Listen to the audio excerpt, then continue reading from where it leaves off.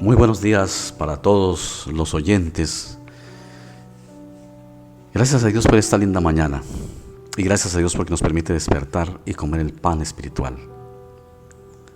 Bienvenidos a esta reflexión. En esta mañana vamos a hacer un alto en el camino del estudio que veníamos haciendo de Gálatas, solamente por ahorita. Y lo continuamos en la tarde, en la reflexión de la tarde, si Dios nos lo permite. Y quiero hacer una reflexión basada en dos textos de la Biblia, dos textos centrales. El primero es Génesis 3, 7 al 13, y el segundo San Juan, el capítulo 15, el Evangelio según San Juan, el versículo 16. Los voy a leer y ya les digo por qué. Génesis 3, 7 al 13 dice: Entonces fueron abiertos los ojos de ambos, y conocieron que estaban desnudos. Entonces cosieron hojas de higuera y se hicieron delantales. Y oyeron la voz de Jehová Dios que se paseaba en el huerto al aire del día. Y el hombre y su mujer se escondieron de la presencia de Jehová Dios entre los árboles del huerto. Mas Jehová Dios llamó al hombre y le dijo: ¿Dónde estás tú? Y él respondió: Oí tu voz en el huerto y tuve miedo porque estaba desnudo y me escondí. Y Dios le dijo: ¿Quién te enseñó que estabas desnudo? ¿Has comido del árbol del que yo te mandé que no comieses?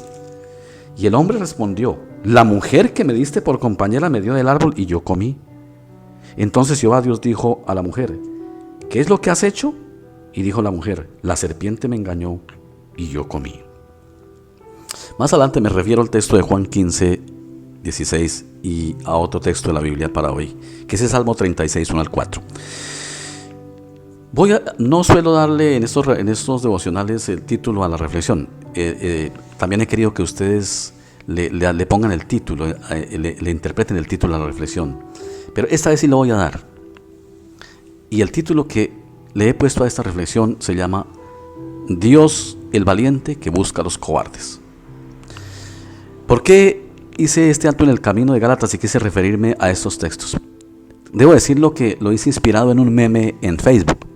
Hace unos minutos al amanecer vi mi Facebook y encontré que había un meme que decía: todos los valientes que van a Dios alcen la mano, y luego había los amenes ya acostumbrados. Y yo me quedé pensando, dije: los valientes que van a Dios. Ahora resulta que el hombre es valiente, cuando la Biblia lo que me muestra es que el hombre es un cobarde. Estamos viviendo unos tiempos peligrosos no solamente por el coronavirus, eso yo diría que es lo de menos. Pero hay otros coronavirus muy peligrosos para la vida espiritual, y esto es todo ese montón de doctrinas falsas de las cuales comemos todos los días en las redes sociales, sobre todo en el Facebook. No es cierto que el hombre va a Dios, no es cierto.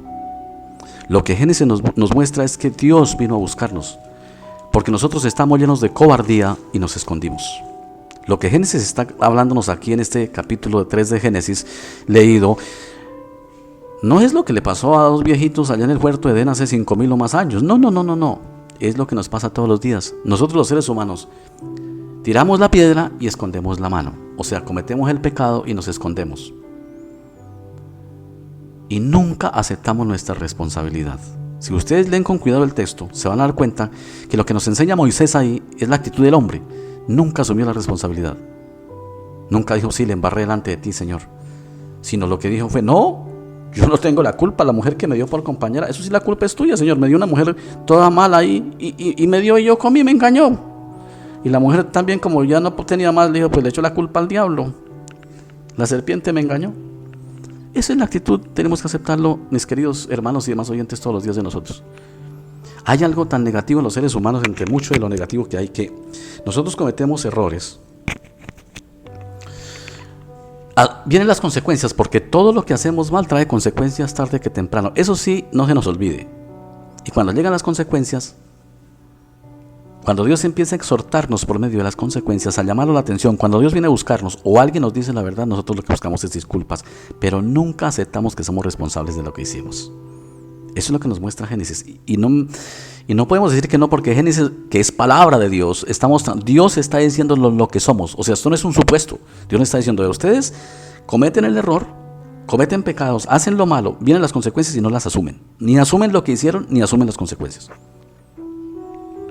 Y empezamos a buscar disculpas y buscar culpables.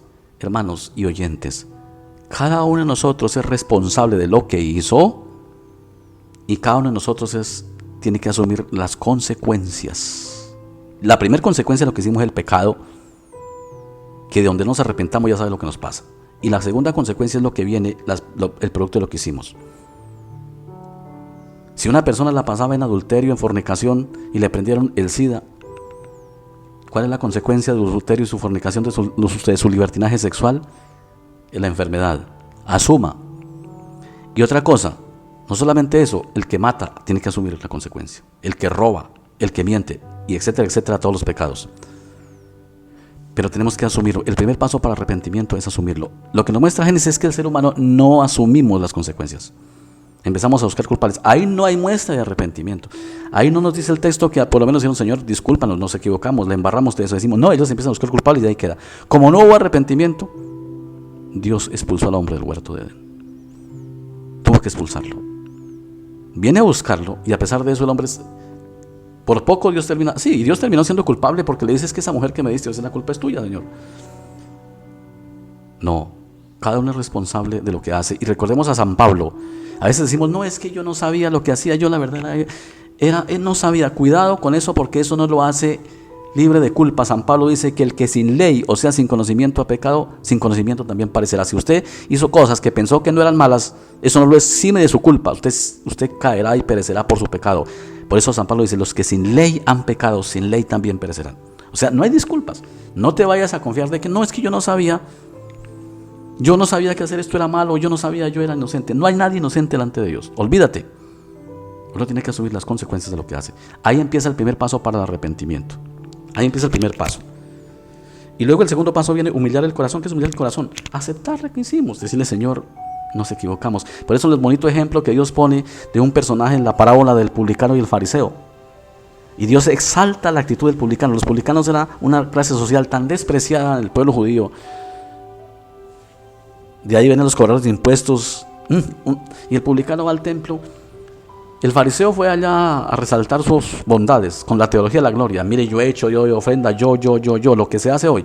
Y el Señor dice, perdió su tiempo porque oraba consigo mismo. Dios no escuchó esa oración. En cambio, el publicano dijo, Señor, sé propicio a mí que soy pecador. Aceptó que era un pecador. Sus culpas, sus errores los aceptó. Y dice el Señor que él volvió justificado.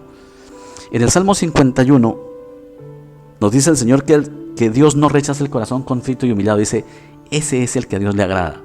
Mire, Dios nos perdona todas las embarradas que hemos hecho. El único pecado que Dios no perdona, ya saben cuál es, la blasfemia contra el Espíritu Santo. Pero siempre y cuando nosotros seamos humildes, aceptemos que le embarramos y que le embarramos a propósito, así digamos que no sabíamos, eso es puro cuento. Eso es para tener la conciencia callada y esa mentira es del diablo. Y verá que Dios te perdona todos tus pecados, no importa los pecados que haya hecho. Pero reconozcámoslo. Y volvemos, no es valiente el hombre es cobarde. Es valiente Dios que vino a buscarnos y el venir a buscarnos le costó la cruz. Nunca buscamos a Dios. Por eso voy y me refiero a Juan. El capítulo 15, el versículo 16. No me elegisteis vosotros a mí, sino que yo os elegí a vosotros. En otra parte dice, no me amasteis vosotros a mí, yo os amé primero. Nunca nos demos la gloria a nosotros. Ese es el problema de la teología de la gloria que hay hoy en el ámbito cristiano. La teología de la gloria se caracteriza porque niega a Cristo y ensalza al hombre. ¿Quién se está ensalzando aquí? El meme y tantos memes así que uno ve todos los días. Es el hombre exaltándose. Nosotros no somos nada. El reverendo John Stott dijo, el hombre es lo único que aporta para su salvación su pecado. ¿De dónde vamos a sacar gloria para darnos a nosotros? Si somos unos cobardes que tiramos la piedra y escondemos la mano y buscamos disculpas. Y antes queremos que lo que hacemos nos lo aplaudan. Por eso me refiero al Salmo 36, 1 al 4 que dice el pecador, ser malo lo llevo en el corazón. No hay temor de Dios delante de sus ojos. Cree que merece alabanzas y no halla aborrecible su pecado. Sus palabras son inicuas y engañosas. Ha perdido el buen juicio y la capacidad de hacer el bien. Aún en su lecho trama hacer el mal, se aferra a su mal camino y persiste en la maldad. Lo que este salmo nos está diciendo es que nosotros inclusive esperamos que se nos aplauda por el pecado. Cuando se nos dicen las verdades, cuando Dios nos las dice, nosotros no las asumimos y no nos disgustamos. Eso muestra primero que hay soberbia en nuestro corazón. Si usted quiere examinar su corazón, empiece por hacer este ejercicio. Ponga cuidado tu reacción cuando alguien te dice algo que tú has hecho. Inmediatamente tú vas a reaccionar de manera furiosa o vas a empezar a aborrecer a esa persona. Eso muestra que el corazón está el príncipe de la soberbia, que es el diablo. El diablo no te quiere dejar reconocer tu pecado, como lo hizo en el huerto de Edén, para que no te arrepientas y perezcas. El Espíritu Santo siempre nos va a llevar, cuando hay Espíritu Santo, nosotros nos va a llevar a la humildad, a aceptar, a bajar la cabeza y decir: Señor, he pecado contra el cielo y contra ti, como dijo el hijo pródigo, que esa es otra muestra de humildad. Y eso es lo que Dios quiere que hagamos todos los días. Bajemos nuestro rostro y digamos: Señor, he pecado, reconozco que he pecado. Y si estoy viendo las consecuencias, Señor, las asumo porque hice lo malo. El Señor dijo: todo lo que el hombre sembrare, eso también segará. No esperemos sembrar el mal y recoger el bien. Simplemente que sumamos las consecuencias y digámosle a Dios: ayúdame, quítamela si es tu voluntad, ayúdame a soportar esto, pero es la culpa de lo que hice. Tengo que asumirlas. Nosotros tenemos que asumir la muerte porque la paga el pecado. Y el Señor nos lo dijo de frente: al polvo volverás. Pues polvo eres y al polvo volverás. No queda de otra. Entonces, pero hoy tenemos la oportunidad que el Señor nos perdona. El ejemplo de David, cuando Natán se le acerca y lo exhorta por el pecado. David había cometido adulterio con Betsabé, la esposa de uno de sus soldados, y para callar el problema mandó matar al soldado y aparte abusó de la autoridad del rey de Israel. Cuando Natán le dijo: vas a asumir las consecuencias, y ahí están las consecuencias. En tu familia habrá esto, tu hijo, el que engendró del adulterio, morirá, se te dividirá el reino. Como tú hiciste adulterio, hiciste sexo mal hecho en privado, ahora tus mujeres yacerán con los hombres en público a la luz del sol, y tantas cosas que le dice. Y David tenía que asumir las consecuencias, y David las asume, dice: pequé contra Jehová. ¿Qué vamos a hacer? Asumir las consecuencias. Claro, Natán le dice: ten presente que Dios no te va a matar eternamente, que no va a tener condenación eterna, ya tú has sido perdonado. Y eso es lo que nosotros tenemos que entender, que Dios ha perdonado nuestros pecados, sí, pero las consecuencias de lo que hemos hecho y de lo que sigamos haciendo las vamos a sufrir. Esa no nos las va a quitar Dios, porque eso nos tiene que enseñar que lo que mal se hace, consecuencias trae, hermanos. Y eso es madurez. Uno ha llegado a la madurez como persona y como cristiano cuando asume, no cuando empieza a buscar disculpas y a veces a buscar compasiones en los hombres o en las personas, a ver si le aplauden el mal. No, tenemos que ser maduros en la fe. Ahí empieza un camino al arrepentimiento. Ahí empieza el verdadero camino al arrepentimiento. Y hermanos, no le hagamos apología a la teología de la gloria que exalta al hombre y niega a Cristo. Hagámosle apología a la teología de la cruz, que Dios vino a buscar a estos cobardes que siempre hacemos las cosas y nos escondemos y después le echamos la culpa a Dios. ¿Cuántas veces usted la ha emprendido contra Dios? Todos nos ha pasado. A mí me ha pasado. De que estoy pasando por algo que por consecuencia de lo mal que hice lo padezco, entonces le echo la culpa a Dios. Y después tengo que decir: Señor, ¿cómo te voy a echar la culpa si aquí el único culpable de lo que hice soy yo? Pero nuestro corazón tiene soberbia. Y tenemos que decir al Señor: quita la soberbia a nosotros, porque la soberbia evita que tú te arrepientas. Y la soberbia es un camino que te puede llevar a la perdición eterna. Porque la soberbia es del diablo, además porque Dios resiste a los soberbios y da gracia a los humildes. Amado Señor, te damos gracias por la vida. Y en esta mañana queremos pedirte que nos des un corazón contrito y humillado. Quita la soberbia, quita toda soberbia de nosotros. Somos unos cobardes que tiramos la piedra y escondemos la mano, y después te echamos la culpa a ti o a otras personas, o a la situación, o al pueblo donde vivimos. No, Padre, tenemos que asumir las consecuencias de lo que hacemos. Somos pecadores y tenemos que asumir cada consecuencia de lo que hacemos. Pedirte perdón, tú nos perdonas todos nuestros pecados y sana todas nuestras dolencias, dice el Salmo 103. Gracias, Padre. Todos nos perdonas, excepto uno, la blasfemia contra el Espíritu Santo, que te pido nos guardes de eso. Pero que las consecuencias de lo que hacemos iban a quedar ahí. No eternas, pero temporales sí. Porque ya tú has perdonado nuestro pecado como lo hiciste con David. Ayúdanos, Señor, a ser humildes. Y cuando uno hace eso, descansa su corazón. Padre, cuando uno hace eso, cuando uno asume las consecuencias, cuando uno deja la soberbia y va y deja a tus pies eso, descansa su corazón y tiene paz. Ya el diablo no lo mortifica, porque el diablo quiere que a través de la soberbia nos mortifica todos los días. Nos quita la paz. Señor, ayúdanos a ser sencillos y humildes, porque al diablo se le derrota con sencillez y humildad. Al mal se le derrota con el bien. Si nosotros seguimos siendo soberbios, estamos alimentando al diablo, lo estamos engordando en nosotros, y cada día va a crecer en nosotros su actuar. Ayúdanos, Señor, siempre. Encomendamos este día en tus manos. Por Cristo Jesús. Amén.